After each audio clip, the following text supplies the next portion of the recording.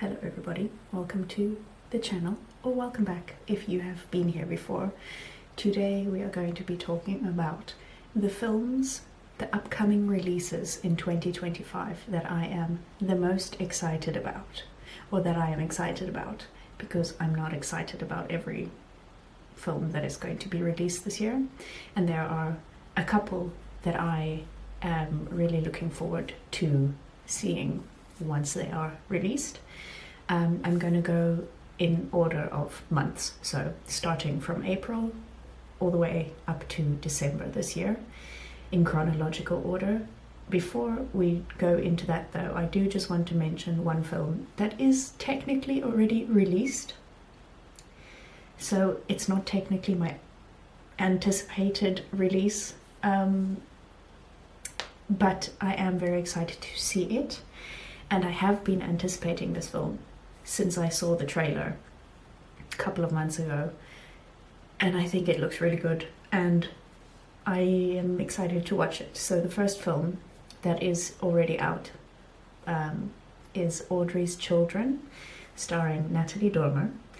I'm going to read you, if I keep looking this way, it's because I'm looking at my laptop, to read you the synopses of these films. 1969, Dr. Audrey Evans joins world-renowned children's hospital and battles sexism, medical conventions, and the subterfuge of her peers to develop revolutionary treatments and purchase the first Ronald McDonald House, impacting millions.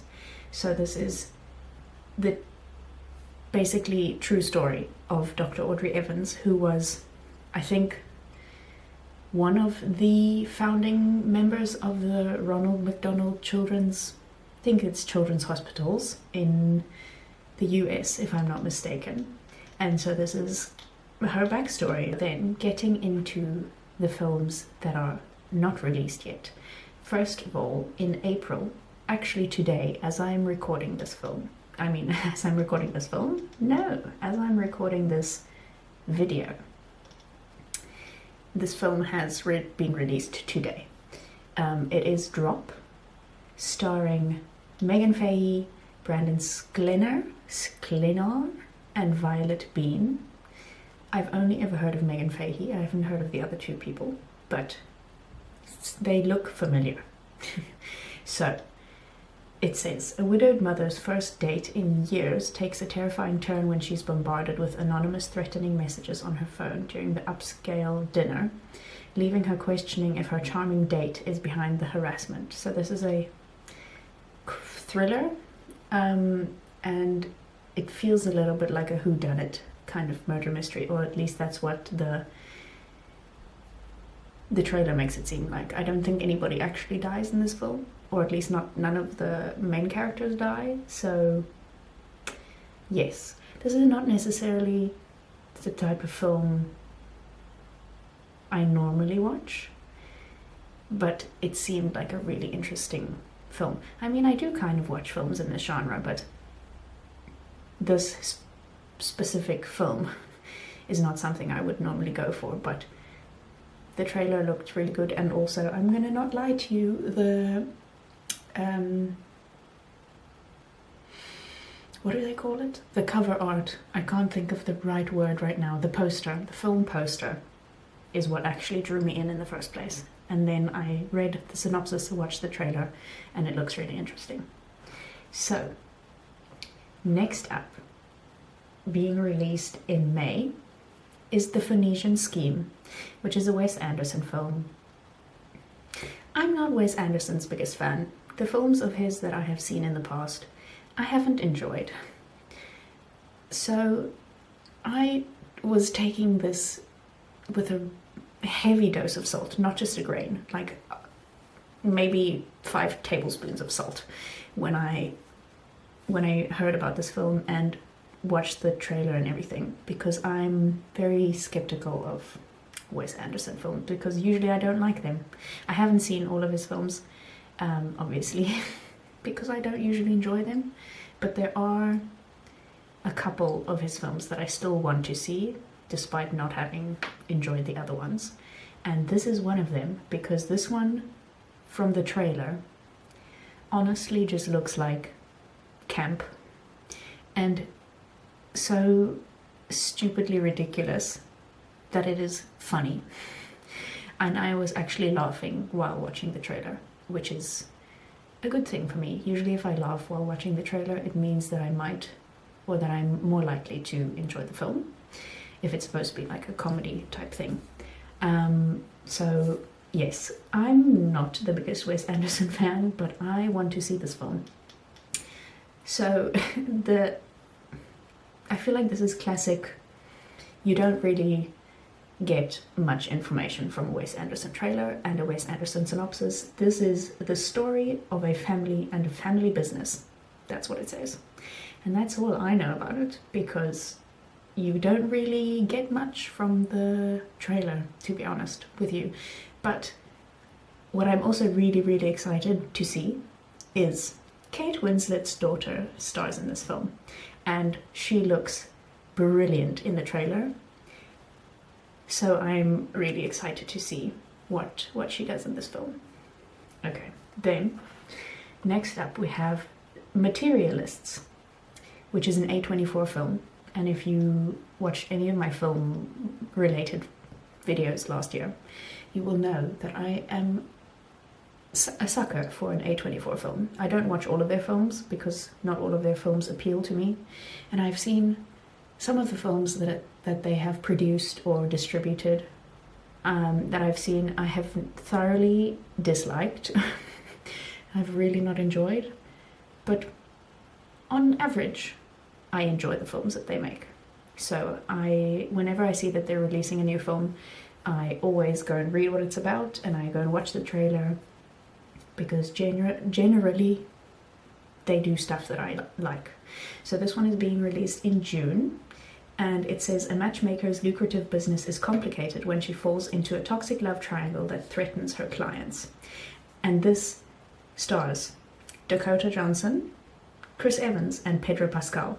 But what is also fabulous is that the writer and director of this film is Celine Song. If you don't know who that is, I don't blame you, because most people don't really care about directors and writers if they're not like super famous. Celine Song was the mastermind behind Past Lives, which is one of my favorite films. Actually, I think it's my second favorite film that I saw last year, and that says a lot. So I am really intrigued to see anything that she is going to be doing in the future, because I think she has a very interesting, or I almost said autistic eye. No, artistic eye and an artistic vision to her things. So that's that. Then a film.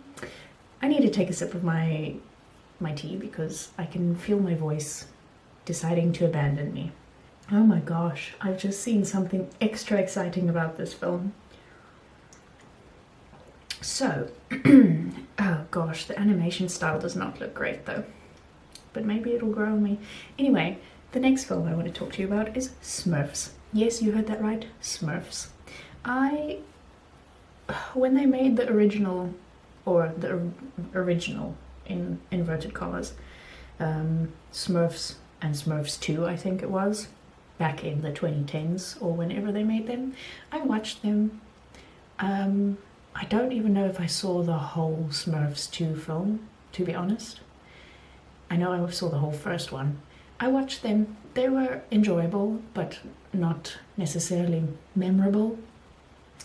So I'm not, like a Smurfs fan or anything, but the cast list of this film is what drew me in.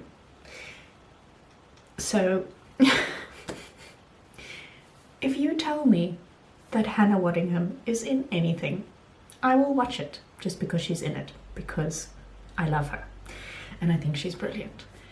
But then you tell me that Hannah Waddingham and Natasha Lyonne and Kurt Russell and John Goodman are all in this film, amongst probably a myriad of other actors and actresses. I haven't read the whole cast list.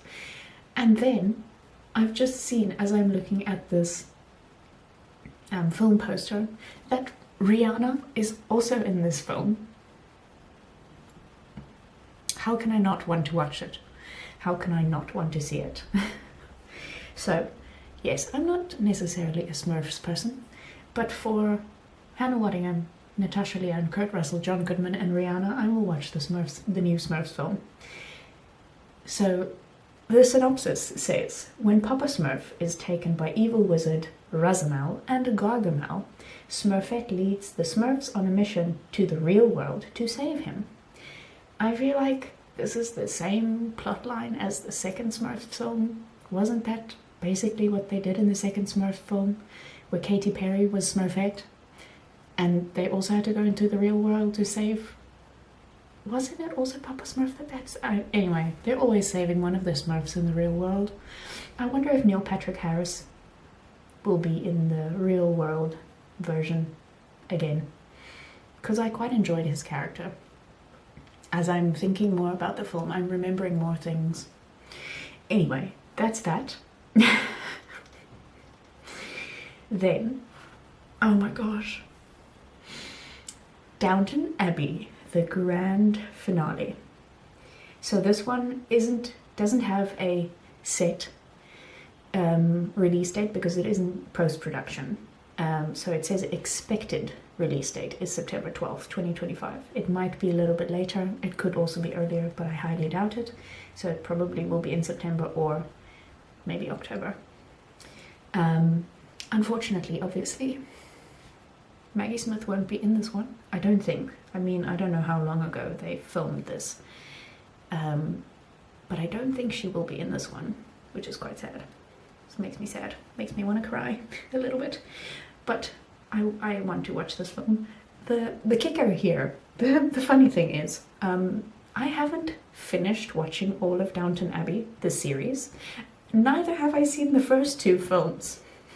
So between now and September, I've got a lot of catching up to do. It doesn't have a plot written. It doesn't have a synopsis here yet, because obviously they're still in post-production. They haven't finished the film yet, so there's not much information about it. But it's all the same regular cast with, I think, a few new extras. I don't know if these other people were in the previous film. Could be. But I am excited, to say the least. I did really enjoy Downton Abbey, the few seasons that I did see of it. I think I watched the first 3 seasons and then kind of dropped off after that. So I have a little bit of catching up to do. But next up, we have another film that I probably wouldn't have seen if it wasn't for the cast list, to be honest.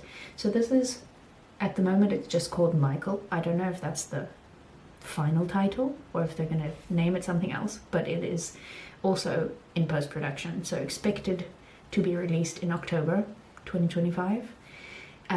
The story of the famous musician Michael Jackson, known as the King of Pop. And the cast list being the 4 people that they have like as their top stars is Miles Taylor, Coleman Domingo, Kat Graham, and Nia Long. Or Nia Long? I don't know how to pronounce her name, but I think it's Nia Long. And all of those people, the films that I've seen of theirs that they have been in, I have really enjoyed them. Obviously Kat Graham was also in The Vampire Diaries. If you saw The Vampire Diaries, she was in that as well. But I quite really enjoyed their work. So I'm watching this film for the actors, not necessarily for the subject matter, because I'm not really a Michael Jackson fan. I don't listen to his music. I don't know anything about his life really, except for like all of the things that you hear on the news and like the tabloids and stuff. But I don't really listen to those things anyway, because most of it is absolute nonsense. And I don't have enough of a vested interest in him to investigate further or to, you know, try and figure out what these people are saying about them and whether or not it's true or not. I just don't. I'm interested to see how this film portrays him, what part of his life they portray, and all those kinds of things. Then, next up, something that people are very skeptical about. I think this is a film that people are either going to love or they're going to hate, because I think it was the same with the previous installment. So the next film that I'm excited to see is Tron: Ares. This is the third installment in the Tron world. I don't know if it's a trilogy or if they just keep making new films based on old material. But I saw Tron,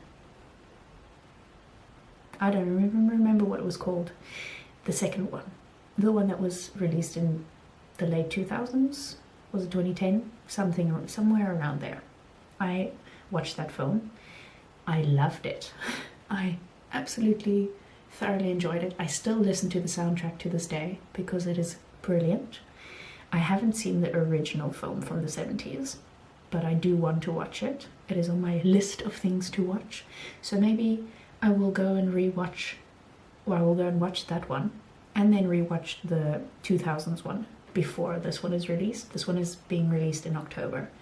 So I'm excited for this one.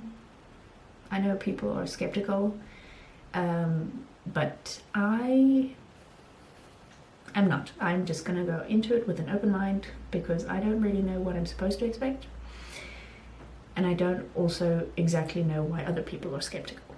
So this one says a highly sophisticated program, Ares, is sent from the digital world into the real world on a dangerous mission. And that's all we get to know. So, yay! It stars Greta Lee, who is one of my favorite actresses of this time.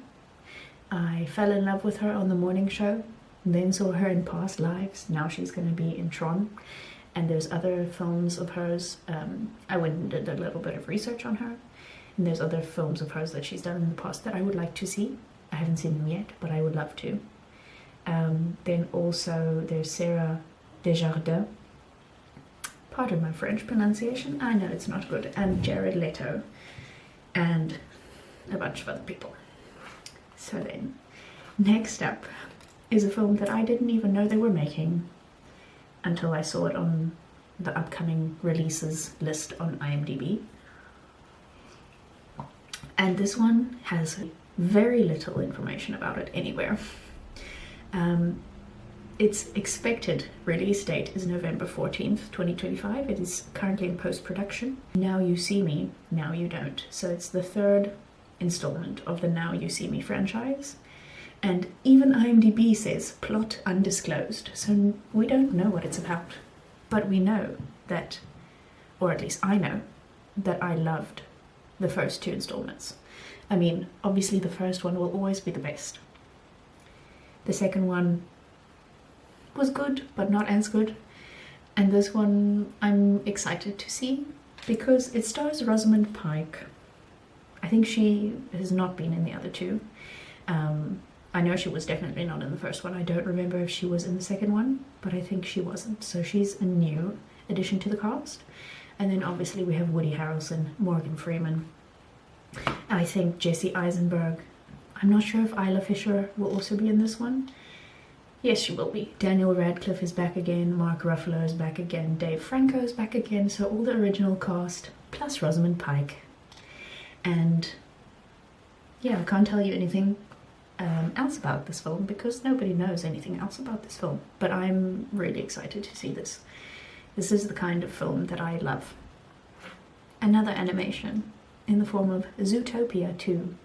I thoroughly enjoyed the first Zootopia film. I know not everybody loved it. I liked it. I enjoyed it.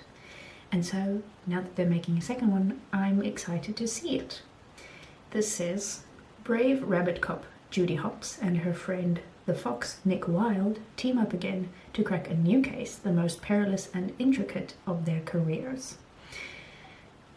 So basically just the same again, but different. So the cast list is Jason Bateman as Nick Wilde, he's from the original, Quinta Brunson as Dr. Fusby, Fortune Feimster as Nibbles, Jennifer Goodwin as Judy Hopps, Ke Huy Quan as Gary, Shakira as Gazelle, and many others. This one is being released in November, if I'm not mistaken. Can't find the exact release date at the moment, but I'm pretty sure I read somewhere that it's in November. November 26th, 2025. And then last on my list of very highly anticipated films that I want to see is, just building up the suspense there, it is Avatar: Fire and Ash. This one also doesn't have a set release date. The expected release date is December 19th, 2025. They're currently in post-production. I assume, or I can imagine, that post-production on the Avatar films takes about forever and a day, because they have so much VFX and everything to do. And I also am pretty sure, if I'm not mistaken, that they filmed the second one, The Way of Water, and Fire and Ash at the same time. Well, they filmed the one and then they filmed the next one right afterwards. So that's why we are getting them so quickly in succession of one another. It's not another 10 years or 15 years or however long it was between the first one and the second one. Jake and Neytiri's family grapples with grief after Neteyam's death, encountering a new aggressive Na'vi tribe, the Ash people, who are led by the fiery Varang, as the conflict on Pandora escalates and a new moral focus emerges. I'm excited for this one. I love the Avatar films. I think they are brilliant. That's my list done.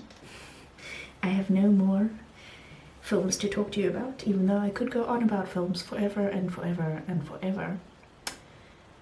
But I won't, because I've reached the end of my list. I'm super excited about these films. I hope, if you hadn't known that these films were being released this year, I hope I've been able to make you excited for some of these upcoming releases. You can always go onto IMDb's homepage, and then somewhere on the drop-down menu it says upcoming releases, so you can go and look through the whole list. There's a lot more films than I spoke about today, obviously, and there might also be some that you would be interested in. So that's stuff that I'm not necessarily interested in, but you can always go and look on IMDb's upcoming releases page for some things that you can go see in the cinema, hopefully. Support cinemas. We love cinemas, please. We don't want them to die. So, that's all from me for this week. I hope you enjoyed this video. If you did, please let me know, because I do like to know that you enjoy what you're watching, because otherwise I'm just here screaming into the void. Anyway, I will see you all again next week with another video. Cheers.